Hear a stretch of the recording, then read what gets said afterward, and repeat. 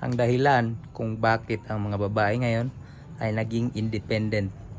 Ibig sabihin, sila ay nagtatrabaho, gumagawa ng pera, at ginagalingan nila sa trabaho. At ang mga babae ngayon ay matataas ang posisyon sa trabaho at sa school, sila ang palaging honor. Sila ang may palaging mataas ang grade. At ang mga lalaki nasa baba kasi tamad mag-aral, tamad makipag-compete. At ang mga kadalasan na leader sa school ay mga babae. Sa trabaho, mga babae. Ang lalaki ay naging mahina.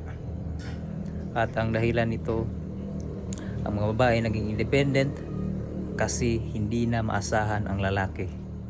Kasi naging mahina na sila.